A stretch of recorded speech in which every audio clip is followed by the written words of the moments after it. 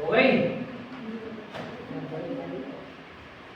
Good morning दोस्तों, जैसा कि नए सत्र शुरू स्टार्ट हो चुका है और आप देख रहे हैं हमारे बच्चों के लिए डिजिटल क्लासें शुरू की गई हैं। डिजिटल बोर्ड भी आप देख रहे हैं और कंफर्टेबल इन सभी बच्चों के लिए बेंच तैयार की गई है और इन सभी बच्चों के लिए एकदम वातावरण बिल्कुल अच्छे सा वातावरण तैयार किया गया है। आप देख रहे हैं कि काफ़ी नए बच्चे भी हैं और पुराने बच्चे भी हैं। अब इसी क्रम में हमारे सभी बच्चों के लिए निरंतर प्रारूप तैयार कर लिया गया है। निरंतर इनकी पढ़ाइयाँ स्टार्ट हो गई हैं। बताना चाहता हूँ अपने वीडियो के माध्यम से कि कुछ पेरेंट्स अपने बच्चों के बेहतर भविष्य के लिए नवोदय है, विद्या ज्ञान है, सैनिक है, अटल है आदि प्रवेश परीक्षाओं में अपने बच्चों का एडमिशन कराना चाहते हैं, लेकिन उनकी तैयारियां घर बैठे नहीं हो पाती। तो उसी का माध्यम हमारा है पब्लिक स्कूल में एक MN आवासीय रूप से यहाँ बच्चों को तैयारी कराई जाती है। ये सभी आप बच्चे देख रहे हैं कि काफ़ी बच्चे हमारे पुराने भी हैं जिन्होंने B सेक्शन में तैयारी की है और हमारे अब A सेक्शन में ये आ चुके हैं। अब इसी क्रम में अब निरंतर इनकी तैयारी कराई जाएगी और निरंतर इनके टेस्ट हुए जाएंगे, तभी इनका सिलेक्शन हो पाए। देखिए प्यारे बच्चों, मैं आपको भी बताना चाहता हूँ कि आप सब कम से कम 60 बच्चे हो।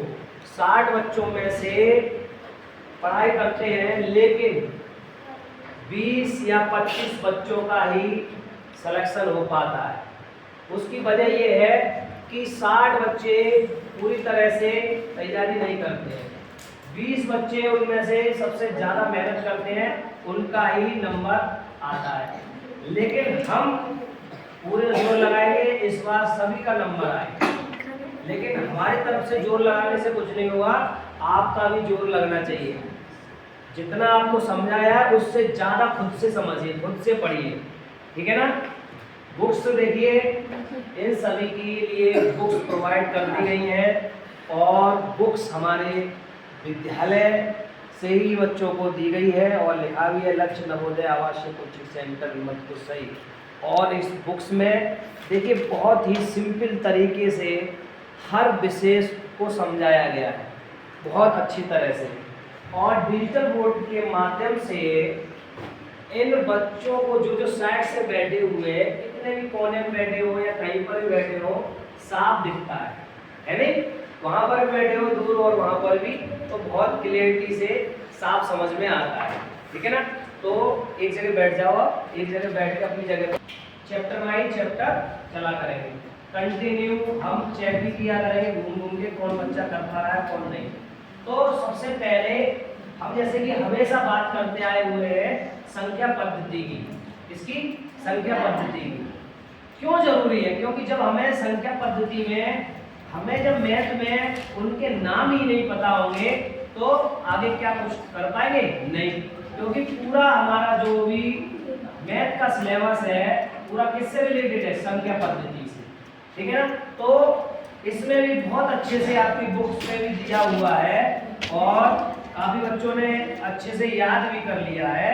तो आज इसी वजह पर बात करते हैं। जैसे कि मैं कोई भी संख्या देता हूं, जैसे कि मैंने संख्या दे दी 99 और पर्टिकुलर मैंने पूछ रहा हूं, क्यों नींद आ रही है तुम्हें? क्या स्टैंड अप, क्या बात चल रही? सही नहीं, खड़े हो जाओ। तो 99 आपको वहां से दिख रहा है साहब? जूम कर ले। यही खासियत है डिजिटल बोर्ड की, साइड से बैठे हुए बच्चों को भी दिख रहा है साहब। तो हाँ बताइए ये 99 क्या है? मने करते एक प्राकृतिक संख्या है, बहुत अच्छी बात। और क्या है? एक पूर्णांक है और एक विषम है और एक भाज्य है और एक पूर्ण संख्या है और एक परमेय भी है और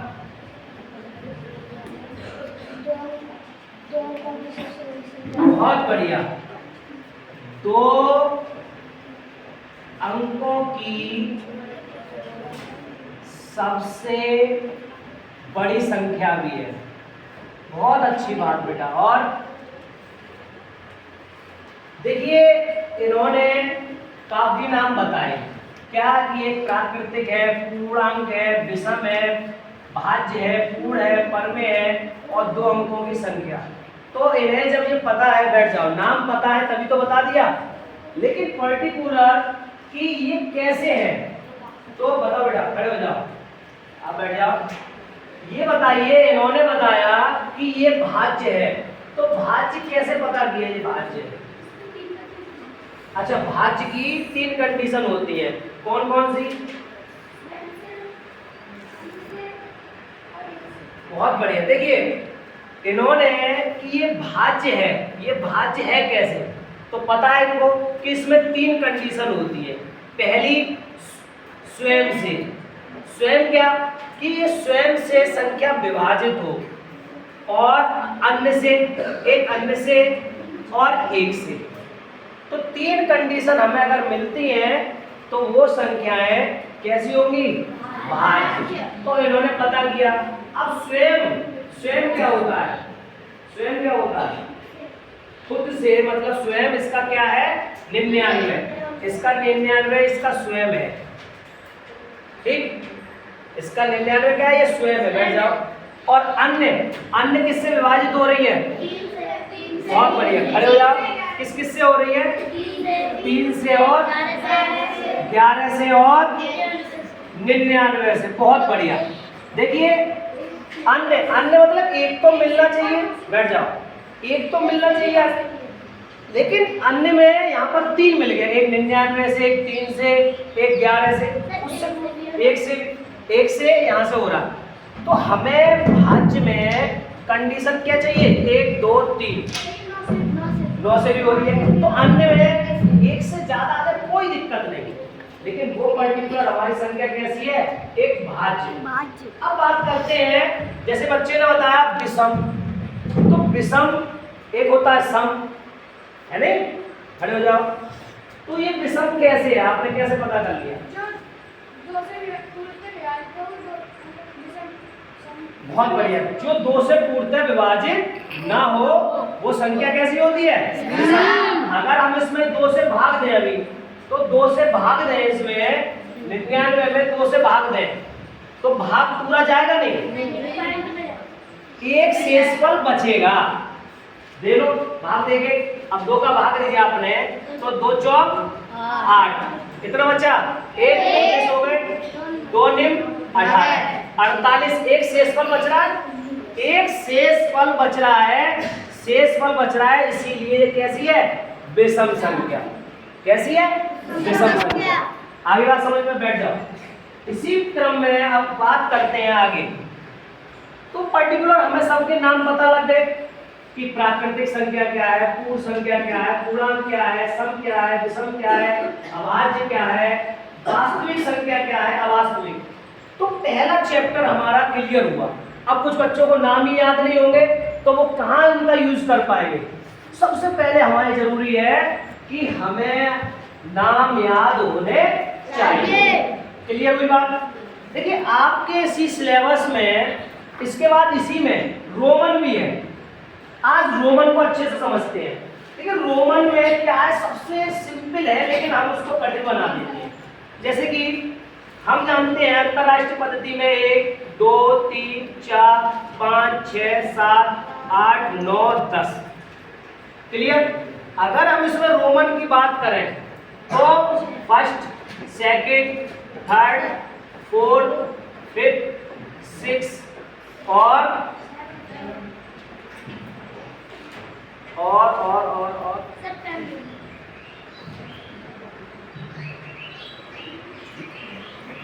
सेवन, 8, 9 और 10। अभी 10 की बात की। अब देखिए इसमें होता क्या है कि 3 तक तो 1 2 3, तो उन्होंने एक फिफ्थ के लिए बेटा बैठ मतलब 5 के लिए v बना लिया, उन्होंने बना लिया। v बनाने के बाद उसमें से एक को कम कर दिया, एक कम कर दिया तो फर्स्ट v। ऐसे ही अब इसके बाद 5 के साथ 6 करेंगे तो फर्स्ट जोड़ते हुए चले जाते हैं। अब इसी क्रम में अगर हम बात करें 20 30 40 50 60 70 80 90 और 100। अब हमें पता है 10 के लिए क्या है x। अब 20 के लिए क्या हो जाएगा, 20 के लिए क्या हो जाएगा डबल x। 30 के लिए क्या हो जाएगा ट्रिपल x। अब देखो 40 के लिए 4x नहीं लेंगे वो, उन्होंने कहा ऐसे तो लिखते लिखते तो बहुत ज्यादा अच्छा नहीं लगेगा, तो उन्होंने पर्टिकुलर 50 के लिए l ले लिया। क्या ले लिया और l में से 10 कम कर दिए तो कितना हो गया x। क्या हो गया बेटा बैठ जाओ ना, बैठ जाओ, जूम कर लिया करो, वहीं से जूम कर लिया करो। आरी बात समझ में अच्छे से, एक बार समझ लो फिर कभी नहीं भूलोगे। इसी क्रम में उन्होंने क्या किया, अब तो n x सबके साथ लगाते गए, अब लगाते गए और फिर रुक गए कि भैया अब ज्यादा लगाएंगे अच्छा नहीं लगेगा, तो उन्होंने 100 के लिए क्या बना लिया c। क्या बना लिया c। क्या बना लिया c और उसमें से 10 कम कर दिए x। ठीक है ना, 10 कम कर दिए और x। यहाँ तक क्लियर है, क्लियर है। रोमन यहाँ तक किसको नहीं आया समझ में? इस बार 2 क्वेश्चन आने रोमन के, सैनिक में भी आते हैं, तो आए नहीं आए पहले हम समझने के लिए पढ़ रहे हैं, ठीक है ना। अब आगे बढ़ते हैं। अब 100 के बाद हम जानते हैं 200 300 400 500 600 700 800 900 और 1000। अब बात करते हैं इसमें भी उन्होंने क्या किया, अब 100 के लिए c है तो 200 के लिए क्या हो जाएगा डबल c। क्यों हो रहा भाई बताइए? क्योंकि c 100 और 100 मिलके 200 हो रहा है, क्योंकि c का मान कितना है 100, इतना सोच लो, और 100 मिलके कितना हो रहा है 200। ऐसे ही 300, ऐसे ही 400 के लिए 4c लगा दे, अच्छा नहीं लगेगा, तो उन्होंने क्या किया 500 के लिए d बना दिया और उसमें से 100 कम कर दिए c। तो आपको इनकी प्रक्रिया समझ में आ रही है? इनकी प्रक्रिया क्या है कि जैसे 500 है तो 500 में इन्होंने क्या कर देते 100 को घटा दिया तो कितना हो गया 400। तो 500 के लिए d है और d में से c को माइनस करना है, तो माइनस को इन्होंने कैसे लिखा cd। आगे जो आ जाती है वो समझो घट रही है चीज, जो आगे लिखे जाता है वो कम हो रहा है।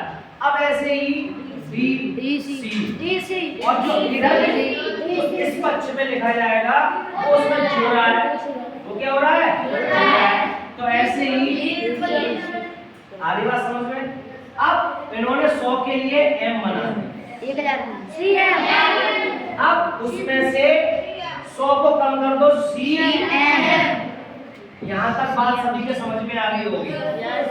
कोई ऐसा बच्चा जिसके समझ में नहीं आया हो पूछ लो, ठीक है ना। अब बात करते हैं इसी क्रम में कि हमने देखा,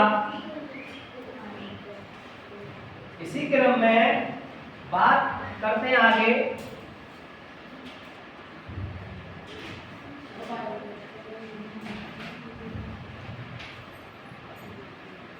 देखिए अब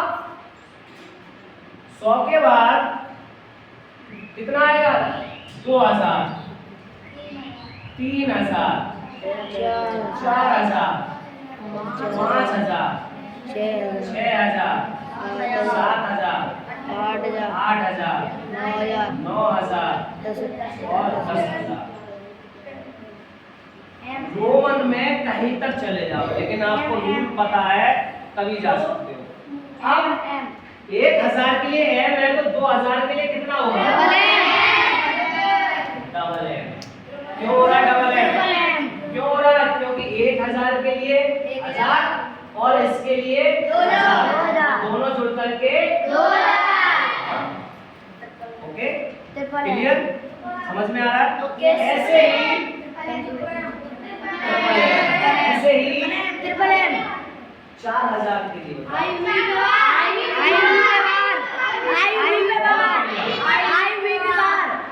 बहुत बढ़िया। अब देखिए इन्होंने क्या किया भाई कि ऐसे तो हम बनाते चले जाएंगे लाख करोड़ तक, लेकिन उन्होंने एक सॉल्यूशन लिया कि किसी पर भी बार चढ़ा दो तो वो किसके बराबर हो जाता है? पीछे लास्ट में स्टैंड अप। कोई भी ब्रेंच पर इस तरह से नहीं बैठेगा, नींद आ रही है? हाँ, बताओ 5000 के लिए कितना आएगा? हाँ, 5000 के लिए कितना आएगा? 5 के लिए कितना होता है? बी होता है, लेकिन 1000 के लिए उन्होंने बार लगा दिया। आगे बात समझ में? छोटा नहीं, एक्टिव रहो। बी पर क्या लगा दिया? तो ये 5000 हो गया। अब मैं इसमें से 1000 कम करूंगा तो बी पर बार में से एम को हटा दूं। आगे बात समझ में? क्लियर हो रहा है? आई बी पे बार होगा। अब आई बी पे बार होगा। आई बी पे बार होगा सर जी। देखिए जैसे ए कह रहे हैं आई बी पे बार होगा, इस पे बार होगा। देखिए कुछ चीजें होती हैं कि हर एक पे इनको घटाया, बी पर बार में से एम को कम कर दिया। मैंने क्या बताया? जो चीज आगे लिखोगे उसमें क्या करना है? घटाई तो है। आई बात समझ में? दोबारा समझ में। अभी मैंने आपको बताया, इसका सिंबल बता दिया कि 5000 के लिए बी बार है, बी बार है। अब उसमें से 1000 कम ही तो करना है। 1000 कम का मतलब एम को घटा रहे हैं। अगर तुम सोचो कि आई बी पे बार लगाने पे फिर भी सही है, लेकिन हम तो इससे पर्टिकुलर एक सिंबल से बात कर रहे हैं ना, उसमें से इसको घटा करके, ठीक है? अगर हम आगे बढ़ेंगे, अब तो कहोगे 6 पर बार, तो बी पर बार, इस पे बार, इस पे बार, इस पे बार, इस पे, उस पे बार लगाते चले जाओ। लेकिन प्रक्रिया हमें इस तरह की लेनी है कि जैसे हमने यहाँ पर C D D C C D C C C C बढ़ाई है, उसी क्रम में बी पर और बी पर बार के बाद एक एम। अब इसी क्रम में बी पर बार और डबल एम, बी पर बार ट्रिपल एम, ऐसे करके, ठीक है ना? अगर तुम लिखते हो कि 8 पर इस पर बार पूरा, ये गलत माना जाए। अब 10,000 पे आ जाओ। 10,000 के लिए क्या है? x पर उसमें से 1,000 कम कर दो। आगे बात समझ में नहीं आ रही? इस तरह करना है, ये नहीं कि इस तरह से चढ़ा के चले गए। अरे भाई पर्टिकुलर इन्होंने इन चीजों को क्यों दिया है? इन चीजों को क्यों दिया है? इनका यूज करो। नोट हो गया सबका? नोट कर लो फटाफट, नोट करो।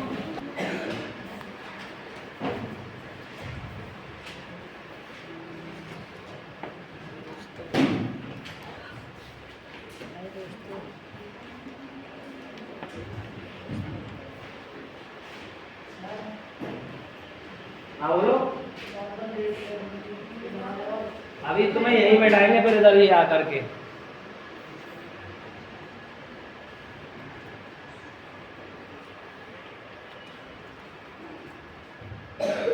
नोट करो, चेक करेंगे भी फटाफट।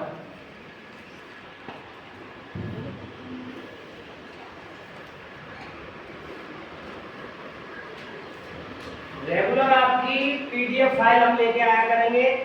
कल हम संख्या पद्धति के सवाल लेके आएंगे। और कम से कम 20 सवाल होंगे और उनको कराया करेंगे। फिर आपके जो प्रैक्टिस सेट हैं हम उन प्रैक्टिस सेटों की बात करेंगे, लेकिन चैप्टर बाय चैप्टर हम हर चैप्टर का डिस्कस करेंगे। ये नहीं कि ऐसे ही, क्योंकि जब तक हम सिस्टमैटिक तरीके से नहीं पढ़ते हैं कुछ चीजें और ध्यान रखें। जिनको रोमन आते हैं फिर भी नोट करें, नोट कर लिए बहुत बढ़िया। जिनको आते हैं वो भी नोट करें, ठीक है ना, जरूरी है। क्योंकि बार बार जानते हो कहते ही हैं इतने पढ़े लिखे हो, तो हमने एक बार किसी चीज को पढ़ लिया लिख के नहीं देखा तो वो अच्छे से समझ में नहीं आती, और अच्छे से समझ में आ जाएगी जब हम उसका यूज करते हैं।